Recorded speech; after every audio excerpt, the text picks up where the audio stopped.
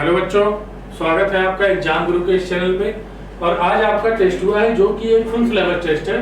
बच्चों, उम्मीद है आप लोग का पेपर अच्छा हुआ होगा। और अभी हम क्वेश्चन डिस्कस करेंगे इस केमिस्ट्री के जो आपके टेस्ट पेपर में आए हुए हैं। तो देखते हैं question number 51। Maximum number of electron for n equal to 3, n equal to 0, m equal to 0। बच्चों, अगर n इक्वल टू 3 है तो n की वैल्यू हमारे पास 0 हो सकती है, 1 हो सकती है और 2 हो सकती है। और L इक्वल टू अगर हमारे पास 0 है तो m की वैल्यू बच्चों हो सकती है 0। n इक्वल टू 0 के लिए m इक्वल टू 0। और ये m इक्वल टू 0 का मतलब क्या है बच्चों कि इसमें सिर्फ एक ही ऑर्बिटल है। m इक्वल टू 0 का मतलब इसमें सिर्फ एक ही ऑर्बिटल है। और एक ऑर्बिटल में मैक्सिमम कितने इलेक्ट्रॉन हो सकते हैं? तो ऑप्शन नंबर पहला देख लो बच्चों इसको एक बार। देखते हैं बच्चों next question 52 number. The polymer that is used as substitute for wool is making commercial। wool को सब्स्टिट्यूट कौन किसके द्वारा हम कर सकते हैं? पॉलीएक्राइलोनाइट्राइल। बच्चों, पॉलीमर का सिंपल सा क्वेश्चन है, थ्योरेटिकल क्वेश्चन है। पॉलीएक्राइलोनाइट्राइल का हम यूज कर सकते हैं किसकी जगह पे? वूल की जगह पे। आगे बढ़े बच्चों, देखते हैं question number 53। How many pi electron present in pyridine. बच्चों, हमें पहले पता होना चाहिए पाइरिडीन का स्ट्रक्चर क्या होता है। देख लो पाइरिडीन का स्ट्रक्चर, ये हो गया नाइट्रोजन,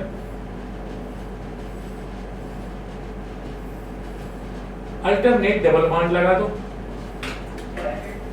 अब हमने देखेंगे सबसे पहले पाई इलेक्ट्रॉन बताना है तो सबसे पहले पाई बॉन्ड देख लो, 1 2 3 कितना 3 पाई बॉन्ड है हमारे पास, 3 पाई बॉन्ड है।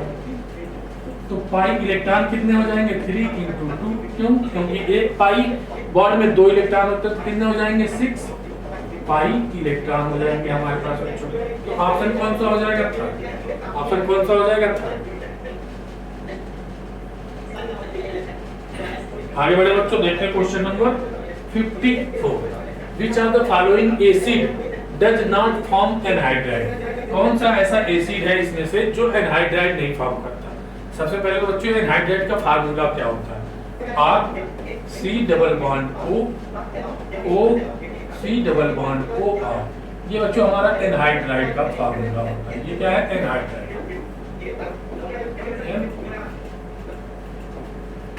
एनहाइड्राइड, ये क्या है? एनहाइड्राइड। अब इसमें से कौन सा एनहाइड्राइड बना सकता है, कौन नहीं बनाएगा? देखते हैं बच्चों, ये एनहाइड्राइड हमारे पास क्या है? अगर यहाँ से हम H2O को रिमूव करें, H2O को, ये एनहाइड्राइड बन जाएगा हमारे पास। देखो क्या बनेगा, पहला option CH C double bond O CH C double bond O।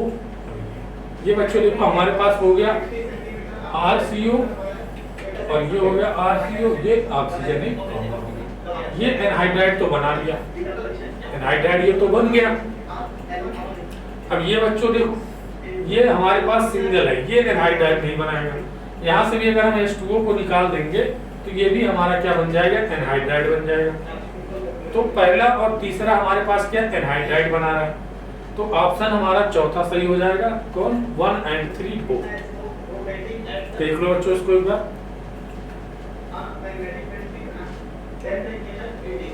देखते हैं नेक्स्ट क्वेश्चन 55 नंबर। क्या कह रहा है बच्चों? The maximum product obtained when NH3 is excess react with C2H5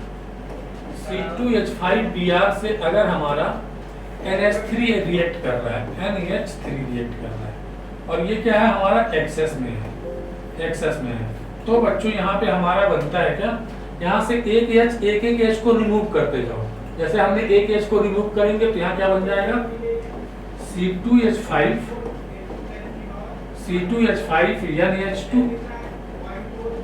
एक H हमने रिमूव कर दिया यहाँ से। देखो इसको एक H रिमूव कर दो, ऐसे लिख सकते हैं NH2H और ये Br और H मिल जाएंगे, क्या बन जाएगा? ये C2H5 NH2। फिर यहाँ से रिएक्शन करा देंगे बेटा C2H5 Br की। फिर यही रिएक्शन यहाँ पे होगी, फिर सेम रिएक्शन होगी यहाँ पे। और लास्ट में जो हमारा लास्ट प्रोडक्ट जो बनेगा वो बच्चों बनता है, वो क्या बनता है हमारे पास? वो हमारा बनता है C2H5 4NBr बनता है बच्चों, NBr, ये हमारा प्रोडक्ट बनता है। और सबसे maximum product obtain when NH3 react with C2। Maximum कितने प्रोडक्ट बन सकते हैं? तो बच्चों हमें सारे प्रोडक्ट बनाने पड़ेंगे, देख लेते हैं। एक तो ये हो गया, तो दूसरा देखो क्या हो जाएगा हमारे पास, दूसरा प्रोडक्ट देख लेते हैं। ये हो जाएगा, एक H को और रिमूव कर दो यहाँ से, जो एक H को और रिमूव कर दो, H और ये Br मिल जाएंगे और ये इससे जुड़ जाएगा। तो बच्चों हमारे पास क्या आ जाएगा, NH और ये C2H5 और ये C2H5, ये हो गया बच्चों हमारे पास दूसरा प्रोडक्ट ये हो गया। फिर इसकी रिएक्शन हम किससे करा दें, HBr से, C2H5 HBr से, C2H5 Br से कराएंगे। तो ये हमारा क्या बन जाएगा, ये भी हाइड्रोजन रिमूव हो जाएगा यहाँ से, तो ये बन जाएगा N C2H5 C2H5, ये बन गया बच्चों हमारे पास। अब फिर ये कौन सा, पहला, दूसरा, तीसरा, अब फिर इसकी रिएक्शन हम किससे कराएंगे, फिर इससे रिएक्शन हम करा देंगे किसकी, C2H5 Br। तो ये बच्चों हमारे पास बन जाएगा C2H5 4NBr। कितने प्रोडक्ट बन गए, 1 2 3 और ये किया 4। तो बच्चों हमारे कितने प्रोडक्ट बनेंगे, 4। ऑप्शन नंबर पहला, देख लो इसको एक बार।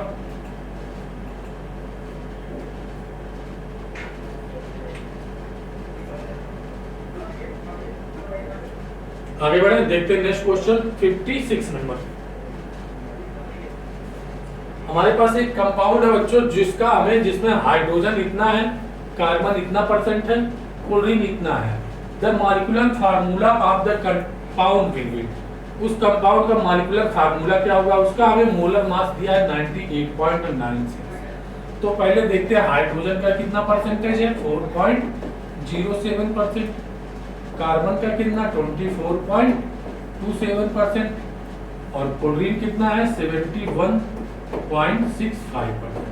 तो बच्चों इसके हम एटॉमिक वेट से डिवाइड करेंगे 12 और ये कितना 35.5। इसको बच्चों अप्रॉक्स मान लो 4, तो ये हो गया 4। इसको अप्रॉक्स मान लेंगे 24, तो ये हो जाएगा 12 दूनी 24।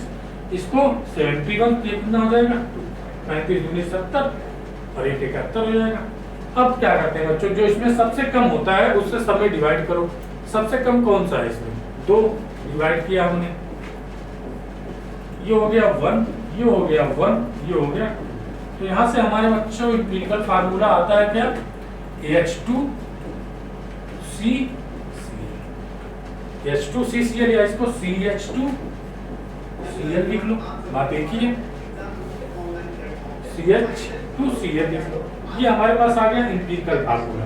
तो बच्चों में एम्पिरिकल फार्मूला और मॉलिक्यूलर फार्मूला में रिलेशन पता है। Empirical molecular formula equal to होता है molecular formula divide by empirical formula equal to molecular weight divide by empirical weight. तो मॉलिक्यूलर वेट बच्चों हमें दिया है 98.9, इसको हम 99 लिख दें, 99 अप्रॉक्स करके। अब एम्पिरिकल वेट हम निकाल लेते हैं बच्चों, यहाँ से कितना है CH2Cl का एम्पिरिकल वेट कितना हो जाएगा, 1 कार्बन 12, 2 हाइड्रोजन प्लस 35.5, ये बच्चों हो जाएगा 5, 5 2 7 2 9 और 3 1 4 49.5।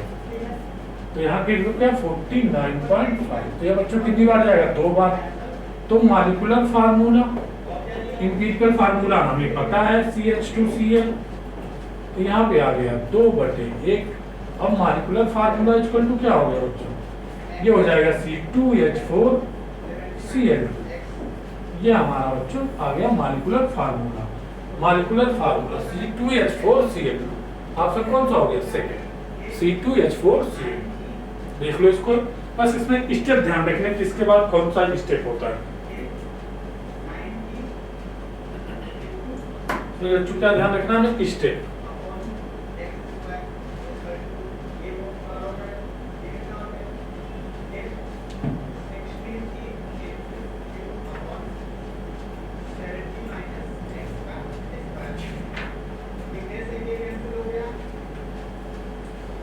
आगे बढ़े बच्चों, देखते हैं question number 57। Sucrose on hydrolysis gives. Sucrose hydrolysis के बाद क्या देता है? सुक्रोज हमारे पास बच्चों क्या होता है? एक डाइसेक्राइड है। क्या होता है? डाइसेक्राइड। क्या है? डाइसेक्राइड। डाइसेक्राइड मतलब इसमें दो मोनोसेक्राइड होंगे। एक मोनोसेक्राइड होता है ग्लूकोज, ग्लूकोज एक होता है फ्रक्टोज। फ्रक्टोज ये होता है अल्फा डी ग्लूकोज और ये होता है बीटा डी फ्रक्टोज। देखो कौन सा ऑप्शन है आपका? अल्फा डी ग्लूकोज और beta D fructose. Option number कौन सा हो गया बच्चों? सेकंड।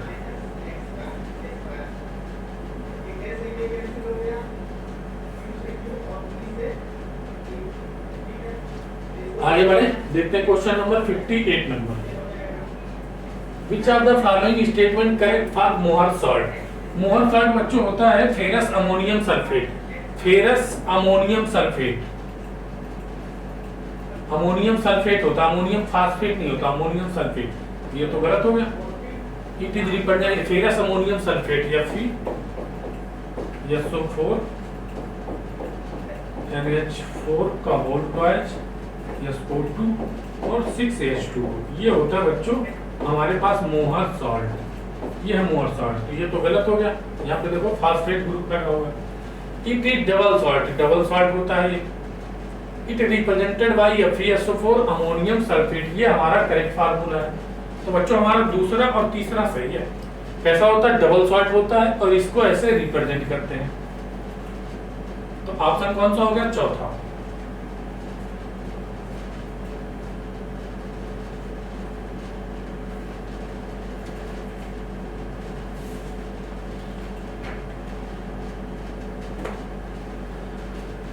आगे बढ़े बच्चों, देखते हैं question number 59। In which of the following pair of species both the metal are in the maximum oxidation state? बच्चों हमें बताना है कि हमारे चार ऑप्शन है, इसमें जो मेटल है उनमें जो मेटल है वो अपने मैक्सिमम ऑक्सीडेशन स्टेट में होने चाहिए। तो पहला ऑप्शन चेक करते हैं, CrO2Cl2 और क्या है? MnO4 minus. इसका ऑक्सीडेशन स्टेट निकालो, x -4 -2 = 0, x = +6। बच्चों जो क्रोमियम का मैक्सिमम ऑक्सीडेशन स्टेट होता है +6 होता है। यहाँ देखो x -8 = -1, x = +7। और बच्चों मैग्नीज का जो मैक्सिमम ऑक्सीडेशन स्टेट होता है वो +7 होता है, +7। तो हमारा पहला ही ऑप्शन सही हो गया। क्यों? हमसे क्या पूछ रहा है? Both metal maximum oxidation state. तो दोनों मेटल मैक्सिमम ऑक्सीडेशन स्टेट में ऑप्शन नंबर कौन सा हो गया? पहला।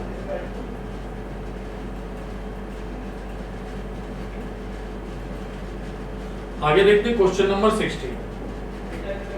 Delta G negative for. Delta G negative किसके लिए होता है बेटा? गैल्वेनिक सेल और वोल्टिक सेल के लिए। ऑप्शन कौन सा हो जाएगा? सेकंड। आगे बढ़े, देखते हैं क्वेश्चन नंबर 61। डिटॉल किसका कॉम्बिनेशन होता है? डिटॉल में क्या क्या होता है? डिटॉल में होता है chloroxylenol and terpineol. Option number कौन सा हो जाएगा? Chloroxylenol and terpineol. बच्चों ये नीट में पूछा हुआ क्वेश्चन है, डिटॉल का कॉम्बिनेशन क्या होता है? डिटॉल में क्या क्या चीजें होती है? क्या होती है? क्लोरोजाइलिनॉल एंड टर्पिनॉल होता है। आगे बढ़े, देखते हैं question number 62। Nitrobenzene give n phenyl hydroxy amine. हमारे पास बच्चों है नाइट्रोबेंजीन। नाइट्रोबेंजीन क्या है? नाइट्रोबेंजीन और इसको किसमें कन्वर्ट करना है बच्चों? हमारे पास n phenyl hydroxy amine, NOH में। तो ये बच्चों कैसे होता है? इसमें हम अगर जिंक और अमोनियम क्लोराइड डाल देते हैं, zinc and ammonium chloride NH4Cl से रिएक्शन करते हैं तो हमारे पास ये बनता है n फिनाइल हाइड्रॉक्सी एमीन बनता है। ये है n। क्या है? ये n है, ये। तो ऑप्शन कौन सा हो गया? चौथा।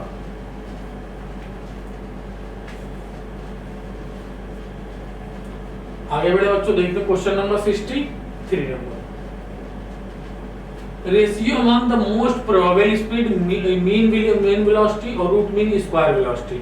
Most probable velocity VMP, most probable velocity, और V मीन वेलोसिटी, और VRMS वेलोसिटी, VRMS वेलोसिटी। तो VMP इसका हमें क्या बताना बच्चों, रेशियो बताना है, रेशियो। तो ये होता है √2RT/m होता है, और ये होता है √8/π RT/m होता है। फार्मूला पता होना चाहिए बच्चों।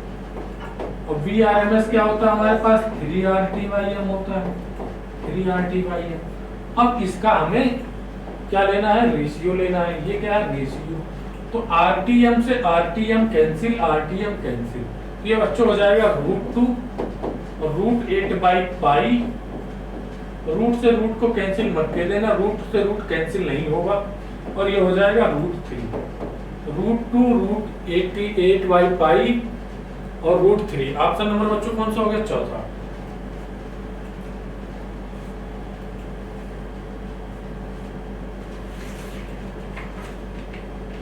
देखते हैं बच्चों 64 नंबर क्वेश्चन।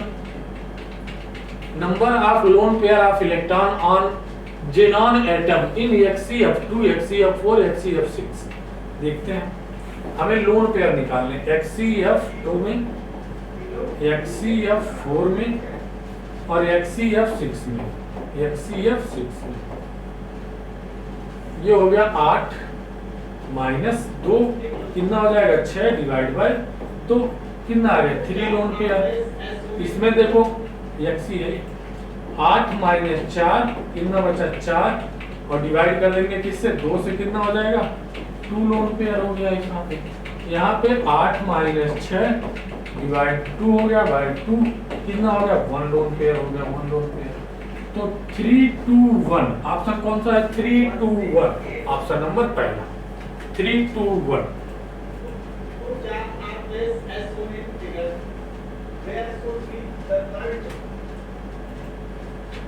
देखते हैं बच्चों next question 65 number. Which of the following oxy acid have same basicity? कौन सा ऑक्सी एसिड की बेसिसिटी सेम होती है? तो बच्चों इसका सबसे पहले हमें फार्मूला पता होना चाहिए। सबसे पहले हाइपोफॉस्फोरस एसिड है H3 PO2 होता है, और मेटाफॉस्फोरिक एसिड है बच्चों होता है H3 HPO3 होता है बच्चों, ये HPO3 और ये होता है H4 P2O6। और ऑर्थोफॉस्फोरिक का सबको पता है H4 H3PO4 सबके हमें क्या आ गए, मॉलिक्यूलर फार्मूले आ गए। बच्चा इसका होता है n फैक्टर 1 और इसका भी होता है n फैक्टर 1, इसका कितना हो जाएगा 4 और इसका हो जाता है n फैक्टर 3। तो क्या बताना हमें, अब जाएगा सेम बेसिसिटी मतलब सेम रिप्लेसेबल हाइड्रोजन आयन जिसका n फैक्टर 1 है, इन दोनों के सेम आ रहे हैं बेसिसिटी। तो हमारा कौन सा हो जाएगा A एंड B ऑप्शन कौन सा है, पहला।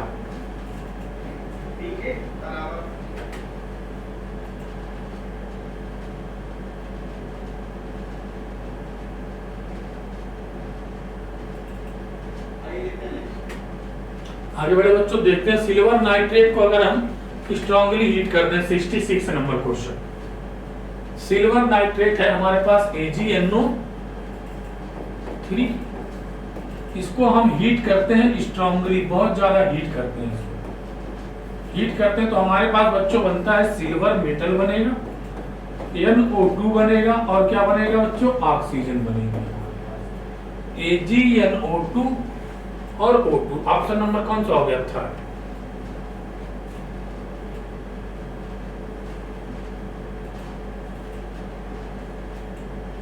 देखते बच्चों next question 67 number.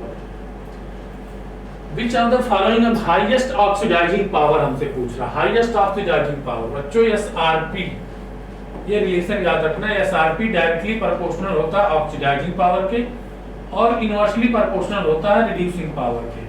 Standard reduction potential, directly proportional oxidising power के, इनवर्सली प्रोपोर्शनल रिड्यूसिंग पावर के। अगर एसआरपी की वैल्यू ज्यादा होगी तो ऑक्सीडाइजिंग पावर ज्यादा होगा। तो इसमें ऑर्डर बताओ, देखो किसका एसआरपी ज्यादा है, 0.8 प्लस में है, ये तो माइनस में है, ये 0 है, ये प्लस में है। सबसे ज्यादा एसआरपी किसका है, थर्ड वाले का है, तो इसका सबसे ज्यादा एसआरपी, तो ऑक्सीडाइजिंग पावर भी सबसे ज्यादा होगा। ठीक है, तीसरे ऑप्शन का है ऑक्सीडाइजिंग पावर सबसे ज्यादा होगा, उसके बाद चौथे का होगा, उसके बाद किसका होगा, दूसरे का, उसके बाद पहले का, और हमें सिर्फ बताना हाईएस्ट किसका होगा, तीसरे का। ये इसका की पॉइंट है बेटा, की कॉन्सेप्ट है इसका 67 का तीसरा।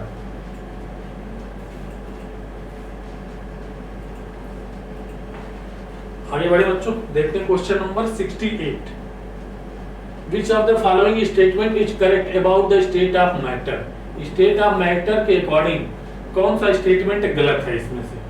Molecule of solid are least energy, सही है। अगर कोई सॉलिड है उसके अंदर जो मॉलिक्यूल है या पार्टिकल है उनकी एनर्जी कम होती है, तभी तो वह स्थिर होते हैं। ठीक है, उनकी एनर्जी क्या होती है, कम होती है, और गैस के मॉलिक्यूल की एनर्जी सबसे ज्यादा होती है, और उन दोनों के बीच में लिक्विड मॉलिक्यूल की एनर्जी होती है। Molecule of liquid have low molecular motion, slow molecular motion है, स्लो मॉलिक्यूलर मोशन करते हैं।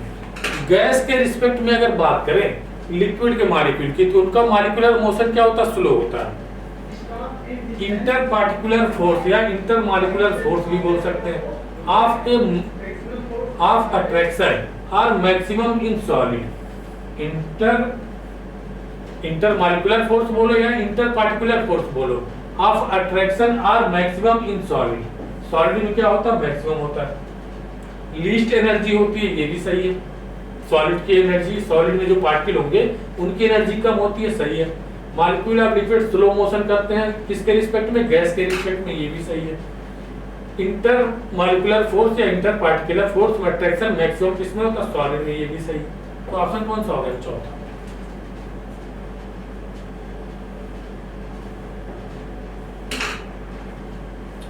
आगे बढ़े बच्चों, देखते हैं क्वेश्चन नंबर 69।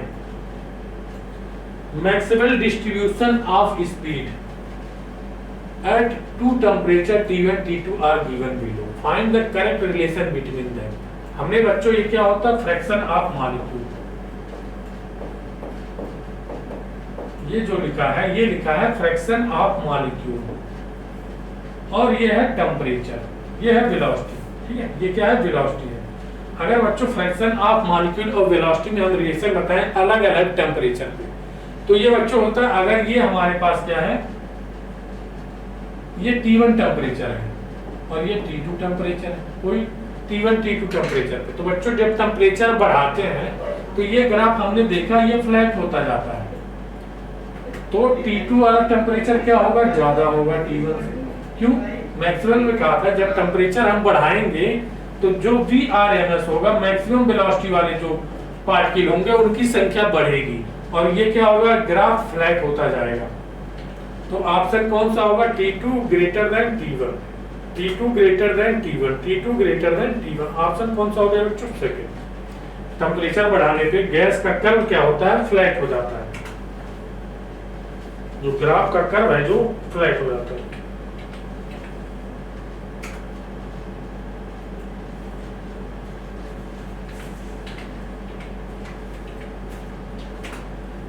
अगला क्वेश्चन देखते हैं बच्चों 69। हमें बताना which of the following is carbonate ore. Carbonate ore कौन सा, बेटा जिंकाइट का होता है, तो ये होता है हमारे पास ZnO। जिंकाइट क्या होता है, ZnO, और ये होता है स्टेराइड, ये होता है FeCO3। कार्बोनेट किसमें है, इसमें, और कैलामाइन क्या होता है, ये होता है ZnCO3। जो कार्बोनेट किसमें है, कार्बोनेट और कौन सा है, इसमें तो ऑक्सीजन है, इसमें कार्बोनेट और कार्बोनेट है, तो कार्बोनेट और है, तो 2 एंड तीसरा दोनों हमारे पास कार्बोनेट और है।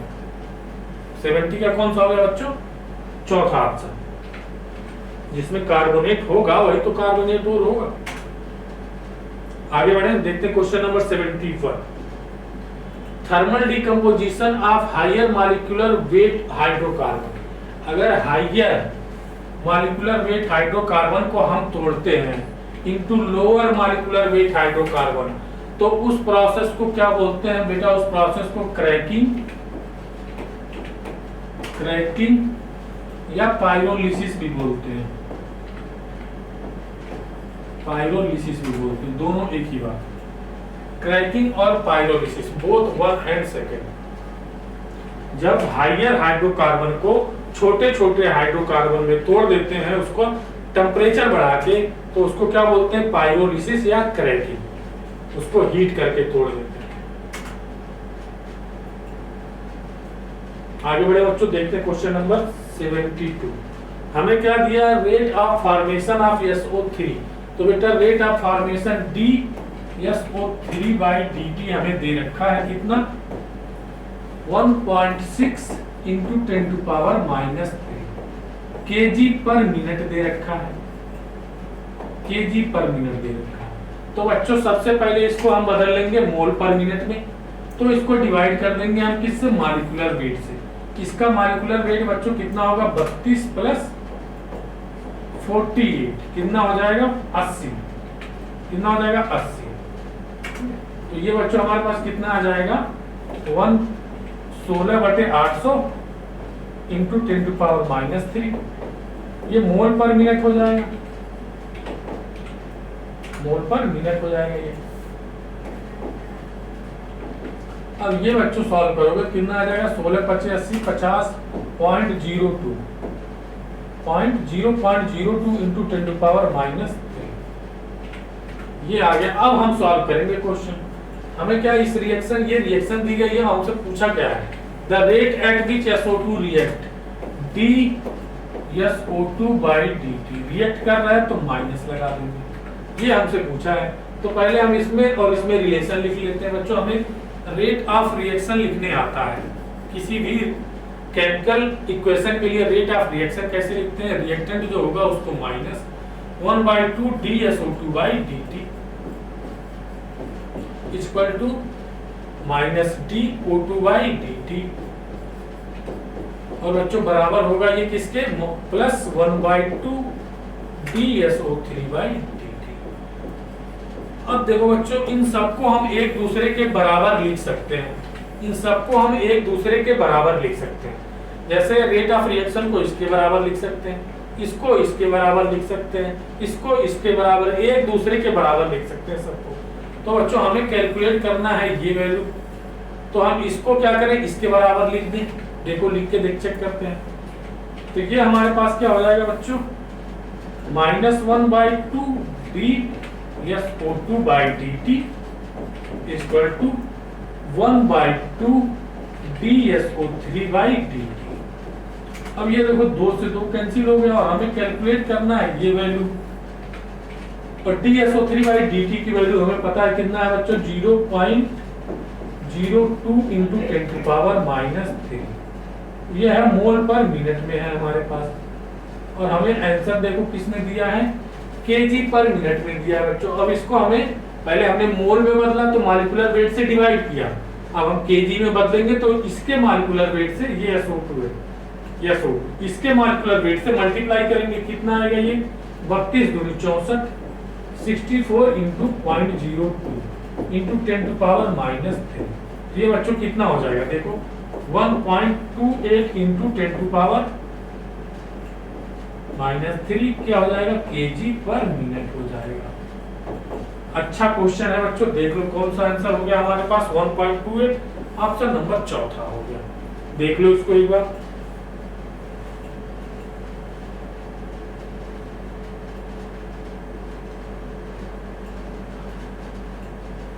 आगे बढ़े बच्चों, देख लो इसको एक बार। 73 नंबर, मैच द फॉलोइंग। ये कॉलम 1 है और ये कॉलम 2 है। यहाँ पे क्या है? कॉलम फर्स्ट है, ये कॉलम सेकंड है। ठीक है, इसको मैच करना है। ठीक है, तो देखते हैं 5.85% NaCl का मतलब क्या है। इसकी हम मोलरिटी निकालते हैं। देखो ये ऑप्शन है हमारे पास, मोलरिटी निकाल तो क्या हो जाएगा? ये 5.85 डिवाइड बाई मॉलिक्यूलर वेट 58.5 और वैल्यूम कितना? 100 ml इंटू 1000 कितना हो जाएगा? ये 1 मोलर हो जाएगा। 1 मोलर 1 मोलर, देखो मोलर सोल्यूशन, 1 मोलर सोल्यूशन, तो A का सेकंड आ गया हमारे पास बच्चों। A का सेकंड देखो किस किस ऑप्शन में, सारे ऑप्शन में है, तो इससे हमारा काम नहीं चल पाएगा। अब B को भी हमें चेक करना पड़ेगा, बट B क्या है, 0.91% NaCl solution in contact with RBC। हमें पता है बच्चों को जो 0.91% NaCl सोल्यूशन होता है वह आइसोटोनिक होता है, किसके साथ, ब्लड के साथ में। तो B का आइसोटोनिक विद ब्लड, आइसोटोनिक, तो ऑप्शन नंबर कौन सा हो जाएगा बच्चों, इसका कौन सा हो जाएगा, चौथा। B का चौथा देखो किस ऑप्शन में है, B का चौथा इसमें है और इसमें है, तो हमारा पास यार ये तो गलत हो गई, ये गलत हो गई। अब इन दोनों में से एक सही हो सकता है। अब देखो ये 0.91 था, ये 0.85% है, तो ये इसके रिस्पेक्ट में क्या हो जाएगा, हाइपरटोनिक, हाइपोटोनिक, क्योंकि ये कम है, ये कम है ना, क्या हो जाएगा, हाइपोटोनिक। हाइपोटोनिक पहला, सी का कौन सा हो गया, पहला, सी का यहाँ पे पहला है, यहाँ पे तीसरा है, तो ऑप्शन बच्चों हमारा कौन सा हो गया, तीसरा। 73 का ऑप्शन नंबर तीसरा।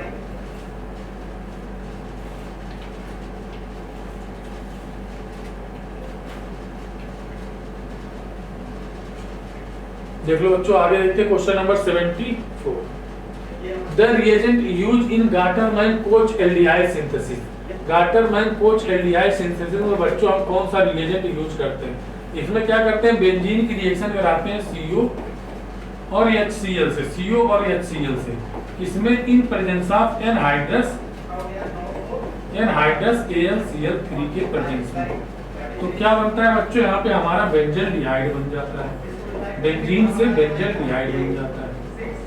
तो ये हमारे पास रिएजेंट कौन सा है, CO और HCl, ये है गाटरमैन-कोच रिएक्शन, गाटरमैन-कोच रिएक्शन हो जाती है, गाटरमैन-कोच रिएक्शन हो जाती है।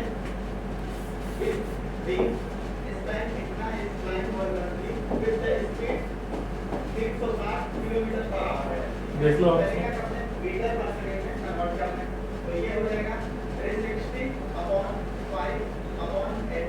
आगे बढ़े, देखते क्वेश्चन नंबर 75।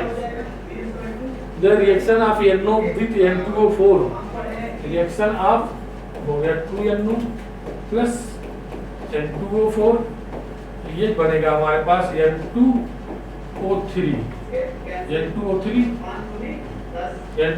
ऑप्शन नंबर कौन सा हो गया था, क्या क्या टेम्परेचर कितना है, 250 के। देख लो इसको, इनऑर्गेनिक की रिएक्शन है, सिंपल रिएक्शन है, इसको याद ही करनी पड़ेगी। आगे बढ़े, 76 नंबर देख लेते हैं। Which hybridization is involved in the metal ion?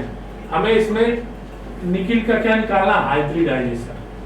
देखते हैं, सबसे पहला इसका क्या निकालो, ऑक्सीडेशन स्टेट टू X, हमारा न्यूट्रल लिगेंड होता है 0, ये कितना हो जाएगा, +2, X की वैल्यू कितनी आ गई, +2 आ गई, तो Ni कितना हो गया, +2 हो गया, +2, 3D8 4s2, 3D8 4s2, ये हमारा इलेक्ट्रॉनिक कॉन्फ़िगरेशन होता है 28। अब इसमें से 2 इलेक्ट्रॉन निकालेंगे, हम बचेगा क्या, 3D8 4s0।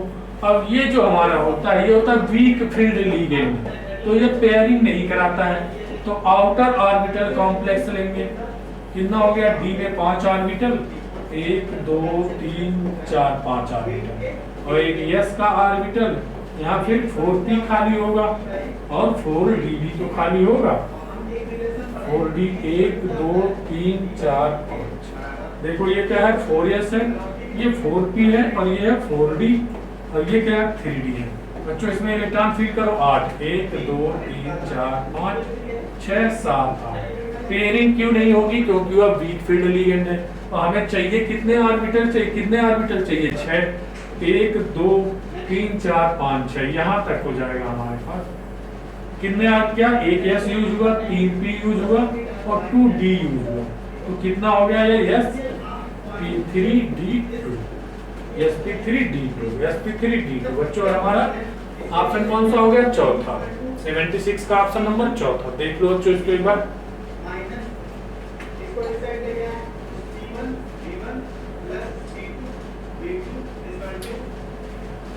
आगे बढ़े, देखते हैं क्वेश्चन नंबर 77। इन पीओपी लिंकेज इन P4O10 और P4O6 आर, हमें पीओपी लिंकेज बतानी है। तो इसका स्ट्रक्चर बच्चों हमें पता है, POP O P O P O, अब ये यहां से आ जाएगा O P और ये यहां से O, अब डबल बॉन्ड कर दो, ऑक्सीजन ऑक्सीजन ऑक्सीजन। ये बच्चों किसका है? P4O10 का। इसमें हमें पूछा पीओपी लिंकेज कितने हैं, 1 2 3 4 4 हो गया ये, और ये हो जाएगा 1 5 और ये हो जाएगा 6। कितने हो गए? 6 पीओपी लिंकेज हो गए, पीओपी लिंकेज। अब बच्चों जब हम P4O6 का स्ट्रक्चर बनाते हैं तो बस ये वाले ऑक्सीजन जो है वो हट जाते हैं, ये वाले ऑक्सीजन, तो बाकी का सेम रहता है। तो हमारे पास कितने हैं? 6 इसमें भी है, 6 पीओपी, दोनों में कितने होंगे? 6 ऑप्शन नंबर 4। बस इसमें क्या अंतर आता है इन दोनों में, ये वाले जो ऑक्सीजन होते हैं जो फास्फोरस से लगे होते हैं वो हट जाते हैं। कितना हो जाएगा? 4, 6 दोनों में होंगे।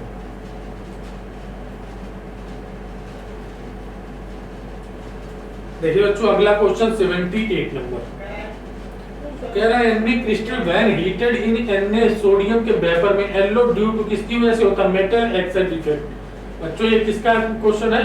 सॉलिड स्टेट का। आगे बढ़े, देखते हैं क्वेश्चन नंबर 79। ये हमारी reaction condition that will favour forward reaction, forward reaction favour करेगी। कैसी कंडीशन होगी बच्चों? ये कैसा है? एक्सोथर्मिक रिएक्शन है, एक्सोथर्मिक रिएक्शन। एक्सोथर्मिक रिएक्शन में अगर हम बच्चों टेम्परेचर बढ़ाते हैं तो रिएक्शन बैकवर्ड चली जाती है। रिएक्शन कहाँ चली जाती है? Backward, backward. तो हमें फॉरवर्ड ले जाना है तो टेम्परेचर क्या रखना पड़ेगा? कम करना पड़ेगा, यानी लो टेम्परेचर रखना पड़ेगा, लो टेम्परेचर। क्यों? क्योंकि रिएक्शन क्या है हमारे पास? एक्सोथर्मिक है। अब प्रेशर के लिए केस देख लो बच्चा, प्रेशर बढ़ाने पे रिएक्शन किधर जाती है? जिधर नंबर ऑफ गैस के मोल कम होते हैं। तो गैस के मोल किधर कम है? गैस इधर 3 मोल हो गए, इधर 2 मोल हो गए। तो बच्चों अगर हम प्रेशर बढ़ाएंगे तो रिएक्शन हमारी फॉरवर्ड जाएगी,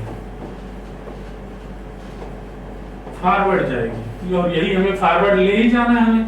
तो फॉरवर्ड के लिए लो टेम्परेचर होना चाहिए और हाई प्रेशर होना चाहिए। लो टेम्परेचर और हाई प्रेशर बच्चों ऑप्शन नंबर 2 हो गया।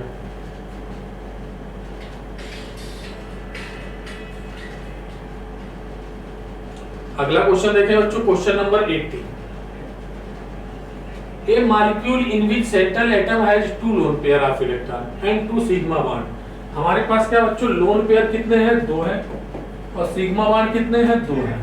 तो हाइब्रिड ऑर्बिटल कितने हो जाएंगे बच्चों? 2। हाइब्रिड ऑर्बिटल क्या होता है? Sigma bond plus lone pair. Sigma bond कितने? 2, लोन पेयर कितने? 2, 4 हो गए। हाइब्रिडाइजेशन कितना हो गया बच्चों? sp3। तो हो जाएगा sp3 ऑप्शन नंबर 3।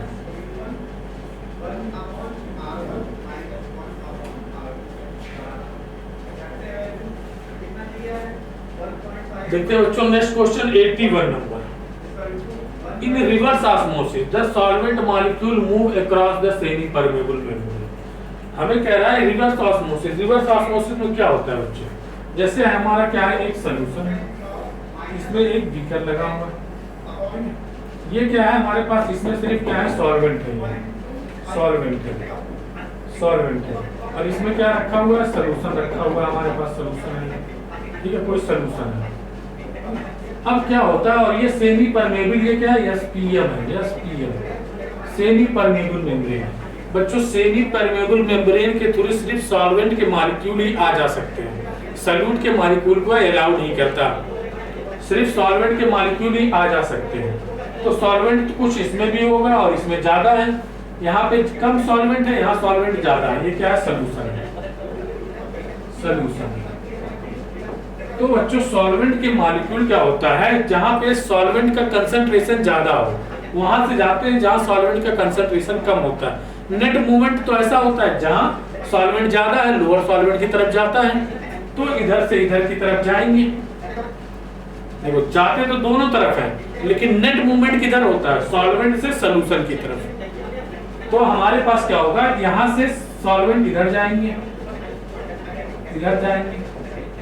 अब बच्चों क्या करते हैं, हम अगर इस पे कोई प्रेशर लगाएं, इस पे क्या करें, प्रेशर लगाएं, प्रेशर लगाएं, तो एक कंडीशन ऐसी आएगी, प्रेशर अगर हम बढ़ाते जाएं, इस पे प्रेशर क्या करें, बढ़ाते जाएं, प्रेशर अगर हम बढ़ाते जाएं, तो एक कंडीशन ऐसी आएगी कि सॉल्यूशन से सॉल्वेंट के मॉलिक्यूल किसमें आने लगेंगे, सॉल्वेंट में आने लगेंगे।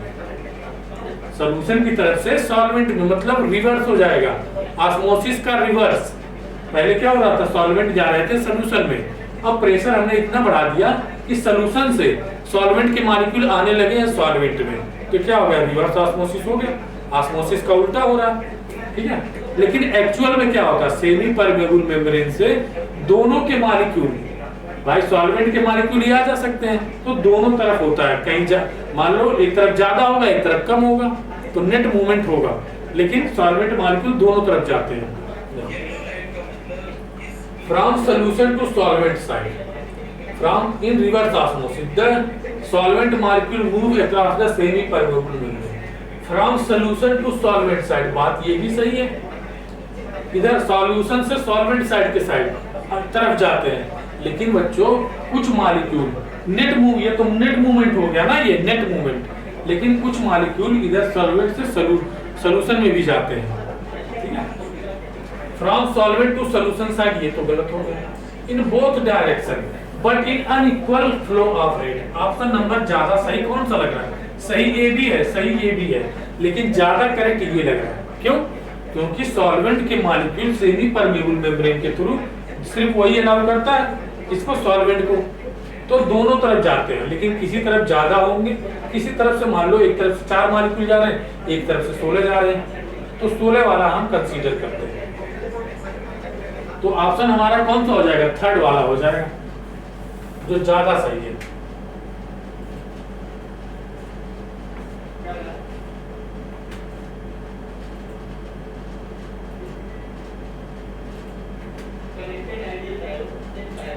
आगे बढ़े, देखते हैं question number 82। In the correct configuration पूछ रहा है बच्चों, इसमें सबसे पहले नंबरिंग कर लो, एक नंबर ये हो गया, ये हो गया 2, ये हो गया 3, ये हो गया 4, ठीक है।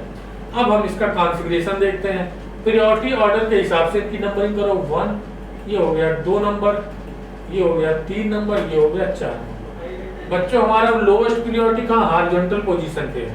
अब इसमें हम कहाँ से 1 2 3 घूमेंगे, 1 2 3 3 1 2 3 घूमेंगे, तो ऐसे घूमेंगे, कैसा आ रहा है, क्लॉकवाइज, क्लॉकवाइज आ रहा है आर, तो हो जाएगा क्या, यस। क्यों आर का यस क्यों हो जा रहा है, क्योंकि हमारे पास जो लोएस्ट प्रायोरिटी है वो कहाँ पे है, हॉरिजॉन्टल पे है, इसीलिए आर का यस हो जा रहा है। तो क्या हो गया, 2 यस हो गया। अब इसका चेक करते हैं, इसमें प्रायोरिटी 1 और ये 2 और ये 3 और ये 4। अब कहां से कहा 1 2 3 आएंगे ना, ऐसे कैसा हो रहा है, ये एंटी क्लॉकवाइज, एंटी क्लॉकवाइज होना चाहिए आर, लेकिन हो जाता है यस, होना चाहिए क्या, होना चाहिए आर, लेकिन हो जाता है ये, होना चाहिए एंटी क्लॉकवाइज, होना चाहिए यस, हो जाता है आर। एंटी क्लॉकवाइज होना चाहिए यस, लेकिन हो जाता है आर, तो कितना है 3R। तो हमारे पास ऑप्शन कौन सा हो जाएगा, 2S और 3R, 2S और 3R, 2S और 3R, 2S और 3R, 2S और 3R, ऑप्शन कौन सा हो गया चौथा, 2S and 3R।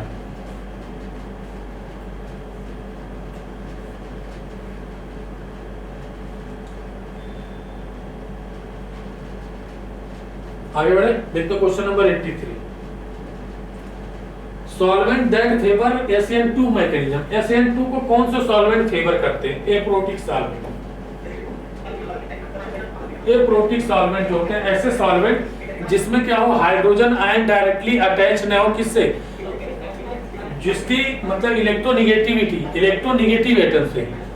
Aprotic solvent कैसे सॉल्वेंट होते हैं, ऐसे मॉलिक्यूल जिसमें जो हमारा हाइड्रोजन है वह मोर इलेक्ट्रोनेगेटिव एटम से डायरेक्टली ना अटैच्ड हो, उसको बोलते हैं एप्रोटिक सॉल्वेंट। जैसे हमारे पास एप्रोटिक सॉल्वेंट, प्रोटिक सॉल्वेंट पहले क्या होते हैं? SN2 मैकेनिज्म कौन फेवर करता है? Aprotic solvent. और क्या होता है? नॉन पोलर सॉल्वेंट, और क्या बोलते हैं? Non polar solvent, non polar solvent या लेस पोलर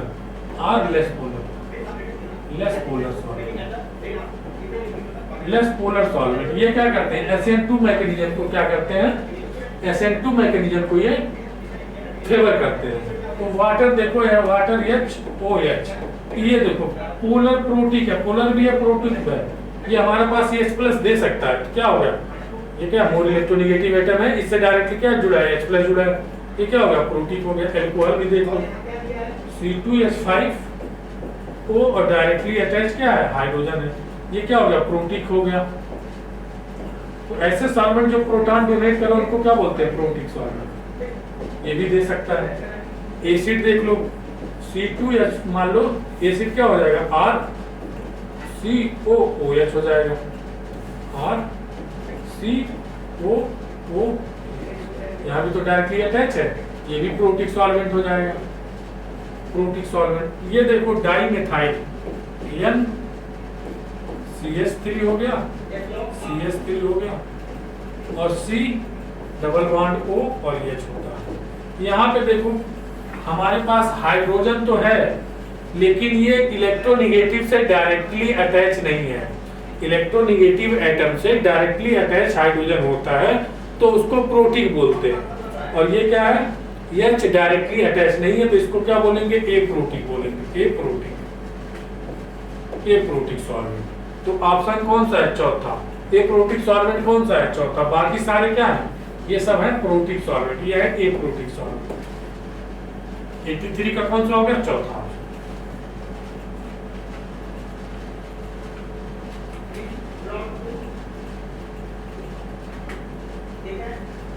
आगे बढ़े बच्चों, देखते हैं क्वेश्चन नंबर 84।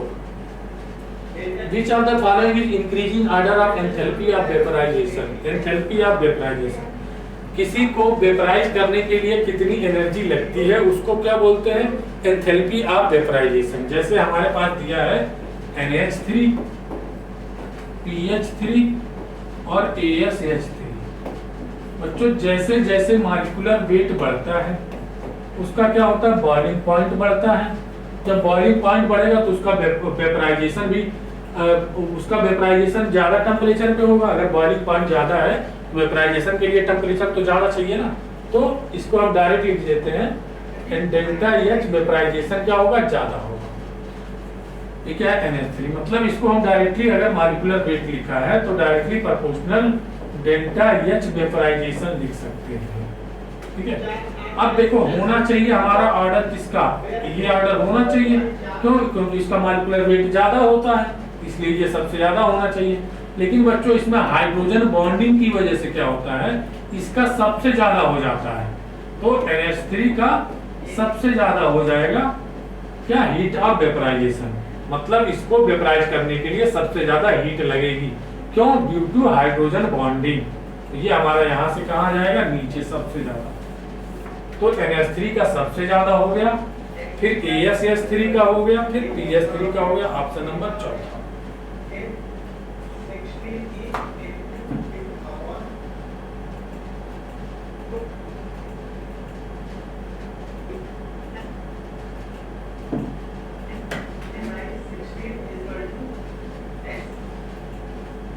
देखते बच्चों नेक्स्ट क्वेश्चन 85। कह रहा जिप्सम ऑन हीटिंग। सबसे पहले तो जिप्सम का फार्मूला लिखो, CaSO4 2H2। इसको कह रहा बच्चों 120 से 130 डिग्री पे हीट करना है। 120 से 130 डिग्री सेल्सियस पे इसको हीट करना है। तो यहाँ से बच्चों हमारे पास जो बनता है CaSO4 हाफ H2O बनता है, हाफ H2O। और इसको क्या बोलते हैं? POP, प्लास्टर ऑफ पेरिस बोलते हैं, या इसको बोल देते हैं हेमी हाइड्रेट बोल देते हैं। इसको क्या? हेमी मतलब क्या? आधा है।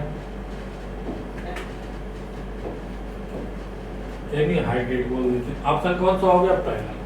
85 का ऑप्शन नंबर पहला बच्चों। इसी को क्या बोलते हैं? POP, plaster of Paris. आगे देखिए बच्चों, देखते क्वेश्चन नंबर 86। कह रहा है best method conversion of alcohol into alkyl chloride is treating with alcohol. With alcohol को किसके साथ ट्रीट करें कि एल्किल हैलाइड बने, और बेस्ट मेथड हो, बेस्ट मेथड बच्चों होता है एल्कोहल से एल्किल हैलाइड बनाने का, RCl बनाने का, वो होता है डार्जन प्रोसेस। डार्जन प्रोसेस, इसमें क्या करते हैं बच्चों, SOCl2 से रिएक्शन कराते हैं इसकी, और हमें बनता है RCl, और SO2 बनता है, गैस के रूप में निकल जाता है, और HCl। इसको डार्जन प्रोसेस बोलते हैं। क्या हो जाएगा, SOCl2 in the presence of pyridine, और यहाँ पे पायरिडीन भी होता है बच्चों, पायरिडीन होता है। 86 का कौन सा हो गया, सेकंड।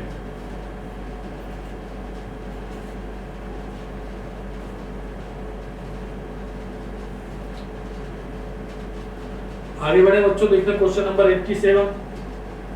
कह रहा है N+L rule is violated in, N+ rule violate कर रहा है बच्चों। देखो सोडियम और क्रोमियम में N+ रूल वायलेट नहीं होता, इसको हम N+L रूल के अकॉर्डिंग पढ़ते हैं। लेकिन जब प्लेडियम का करते हैं हम, प्लेडियम का 46 होता है, इसमें आता है 4D8 और 5s2, 4D8 और 5s2 आता है इसका इलेक्ट्रॉनिक कॉन्फ़िगरेशन। तो बच्चों क्या होता है, इसमें से 2 इलेक्ट्रॉन आ जाते हैं हमारे, ये होता है 5s2, दोनों इलेक्ट्रॉन आ जाते हैं हमारे D में, 4D10 हो जाता है, 4 और 5s0 हो जाता है, 5s0 हो जाता है। अब यहाँ बच्चों ये हमारे इसकी एनर्जी देखो कितनी है, 5 + 0, N+L रूल के अकॉर्डिंग 5 है, और यहाँ देखो 4 + 2 कितना है, 6 है। इसका N+L की वैल्यू ज्यादा है और इसके N+L की वैल्यू कम है। और N+L रूल कहता क्या है, N+L रूल ये कहता है कि जिसके N+L की वैल्यू कम होगी, इलेक्ट्रॉन पहले उसमें भरे जाएंगे। यहाँ पे क्या, इसकी N+L की वैल्यू ज्यादा है लेकिन इलेक्ट्रॉन पहले इसमें भरे जा रहे हैं, और इसकी N+L की वैल्यू कम है तो इलेक्ट्रॉन भरने चाहिए इसमें, लेकिन भरे जाते हैं इसमें। इसीलिए प्लेडियम हमारा एक एक्सेप्शन होता है बच्चों। बहुत ही अच्छा क्वेश्चन है, याद रखना इसको, यही एक एक्सेप्शन है।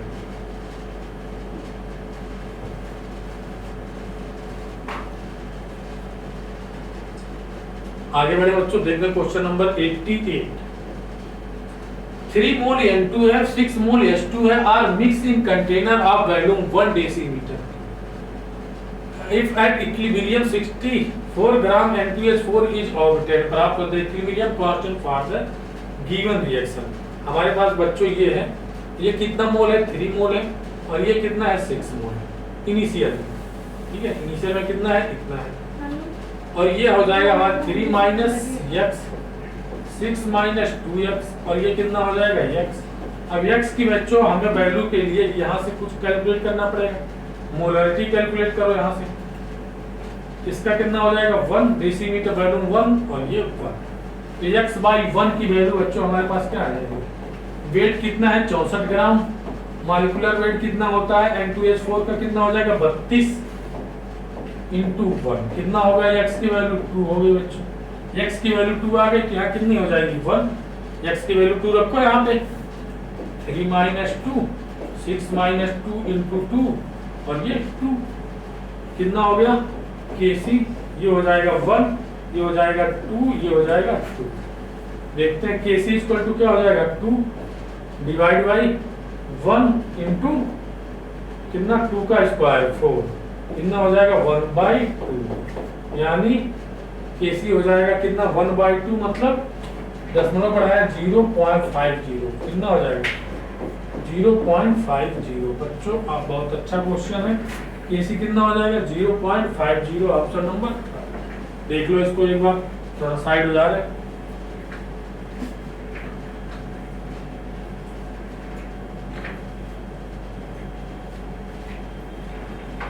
आगे देखते हैं बच्चों, question number 89। Which of the following acid is A vitamin. Vitamin कौन सी, स्कर्विक एसिड, विटामिन सी का नाम सुना होगा, विटामिन सी, इसको क्या बोलते हैं, स्कर्विक एसिड। ऑप्शन नंबर कौन सा, चौथा, विटामिन सी।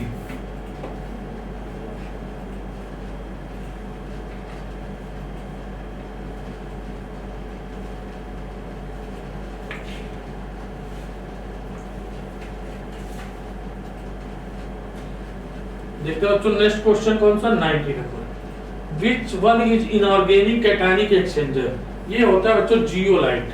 जियोलाइट क्या करता है, हमारे टेम्परेरी और परमानेंट दोनों प्रकार की हार्डनेस को दूर करता है वाटर की। जियोलाइट कैसे, कैटायन एक्सचेंज करके।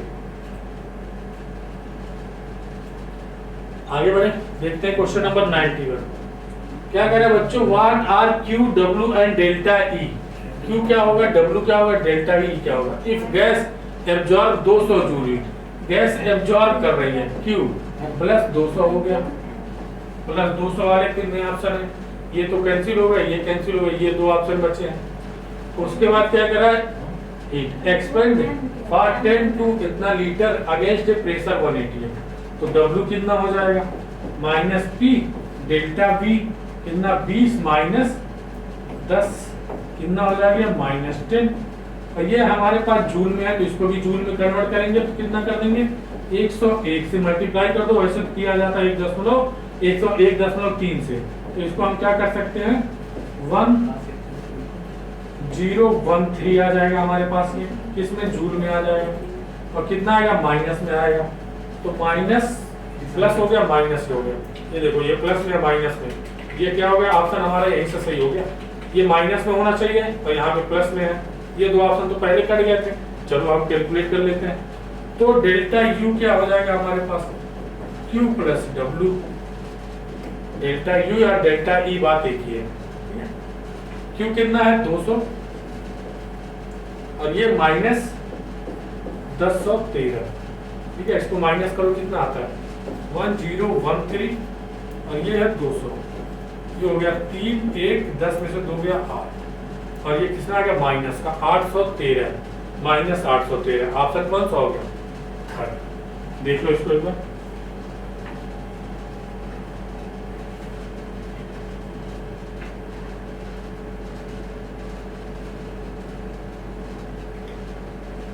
आगे बढ़े, देखते हैं क्वेश्चन नंबर 92। कह रहा है ज्योमेट्री ऑफ BRF3, BRF3 की ज्योमेट्री क्या होगी। तो सबसे पहले बच्चों उसमें निकालो बॉन्ड पेयर कितने होंगे, लोन पेयर कितने होंगे। BRF3 बॉन्ड पेयर कितने होंगे, लोन पेयर कितने होंगे। इसमें बैलेंस चार्ज कितना होता है 7, 3 बॉन्ड बना लिया, कितना बचा 4, 2 से डिवाइड किया, कितना आ गया 2 लोन पेयर आ गया और बॉन्ड पेयर कितने आ गए 3 आ गए, बॉन्ड पेयर 3 और लोन पेयर कितने आ गए 2। तो बच्चों इसका स्ट्रक्चर कैसे होगा, बॉन्ड पेयर 3 और लोन पेयर 2, ये हो गया स्ट्रक्चर इसका। और ज्योमेट्री क्या हो जाएगी, ज्योमेट्री हो जाएगी ट्राइगोनल बाई पिरामिडल,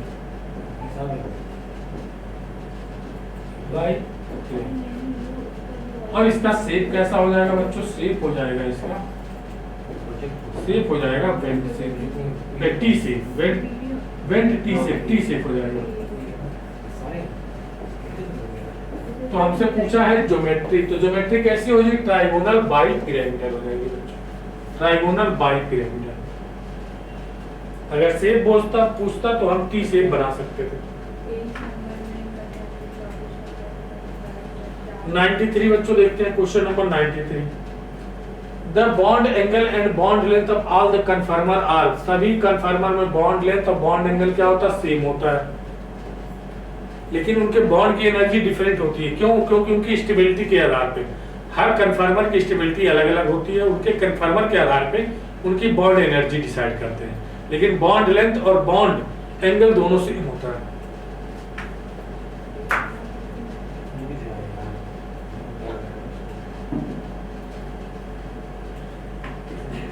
देखते हैं बच्चों 94 नंबर, IUPAC नेम लिखना है इसका हमें, तो पहले इसको लिख लो खोल के, इसको हम क्या लिख सकते हैं CH2 और CH3 लिख सकते हैं, ठीक है। अब नंबरिंग किधर से करेंगे, इसको भी खोल के लिख लो, देखो इसको हम क्या लिख सकते हैं ऐसे CH3 और ये CH3 ऐसे लिख सकते हैं। अब देखो इधर से 1 2 3 3 नंबर पे डबल बॉन्ड आ रहा है और 2 नंबर पे सब्स्टिट्यूट, इधर से 1 2 3 4 चौथे नंबर पे डबल बॉन्ड, तो नंबरिंग इधर से होगी 1 2 3 4 5 6 7 8 9 10, ये हो गई नंबरिंग बच्चों। अब इसकी हम नेमिंग करते हैं। 2 और किस पे 8 पे, 2 8 पे हमारे पास क्या लगा, मेथाइल ग्रुप, तो 2 8 डाई मेथाइल बच्चों, यहीं से हमारा आंसर सही हो गया, 2 8 डाई मेथाइल। बाकी किसी में 2 8 डाई मेथाइल नहीं है, ठीक है, तो यही हमारा आंसर हो जाएगा। और 3 and 6, 3 और 6 नंबर पे क्या है, डबल बॉन्ड है, डाई हो गया। कितने कार्बन है, 10, तो डेकेन हो गया। तो ऑप्शन कौन सा हो गया, पहला।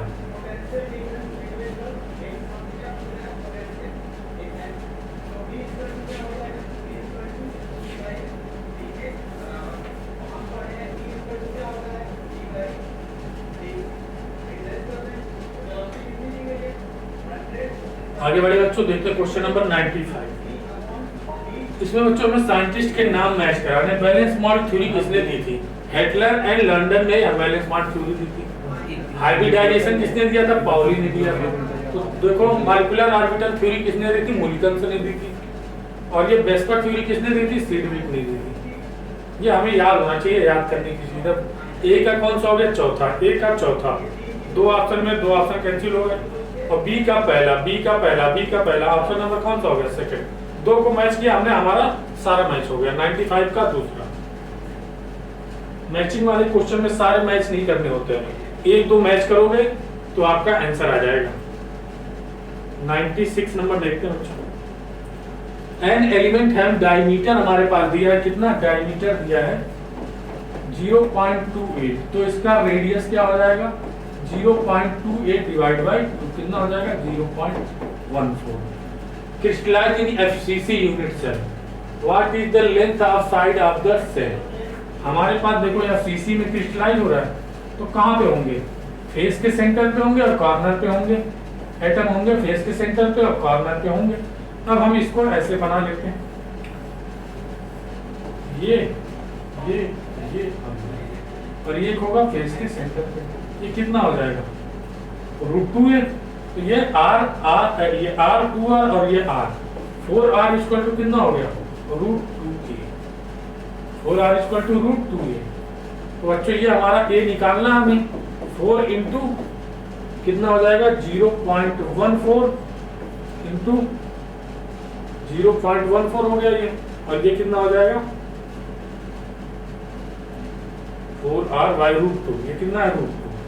ये कितना होता है √2 की वैल्यू, देखो 4 इंटू 0.14, ये होता है 1.4, एक जीरो और बढ़ाया, कितना हो गया ये 10, तो कितना 0.4 आ जाएगा।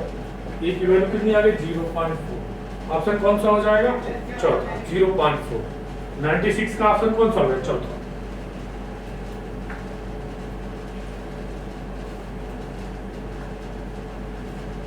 आगे बढ़े बच्चों, देखते हैं question number 97। Which of the following aqueous solution will be so lowest boiling point delta TB equal to I into KB into m, KB तो सॉल्वेंट की प्रॉपर्टी होती है, तो डेल्टा TB हमारे पास क्या आ गया, directly proportional I into m। अब जिसके I into m की वैल्यू ज्यादा, उसका डेल्टा TB ज्यादा, उसका बॉइलिंग पॉइंट ज्यादा। अब I इंटू एम की वैल्यू सबसे ज्यादा किसकी आएगी, इसकी तो I इंटू एम इतना ही आएगा, इसका I इंटू एम कितना हो जाएगा 0.02 हो जाएगा, इसका कितना 0.03 हो जाएगा, इसका 0.01 ही होगा। तो 0.01 सबसे कम किसकी वैल्यू है, डेल्टा टीवी। हमें क्या बताना, लोवेस्ट, जिसकी डेल्टा टी की वैल्यू सबसे कम, जिसका आई एम की वैल्यू सबसे कम, उसका डेल्टा टीवी सबसे कम, उसका बॉइलिंग पॉइंट सबसे कम। तो ऑप्शन कौन सा होगा, चौथा। इसका तो इतना ही आएगा, इसका इतना आएगा, इसका इतना, इसका इतना, चौथा 97 का चौथा।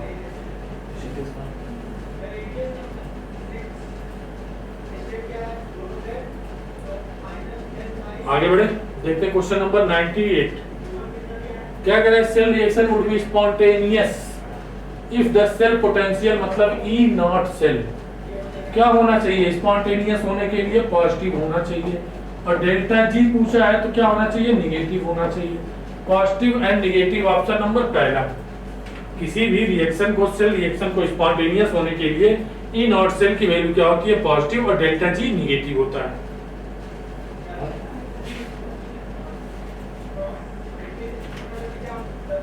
आगे बढ़े तो देखते क्वेश्चन नंबर 99 बच्चों की ने if a chemical reaction is catalysed by negative catalyst there will be, अगर बच्चों नेगेटिव कैटलिस्ट यूज करते हैं तो वह एक्टिवेशन एनर्जी को बढ़ा देता है।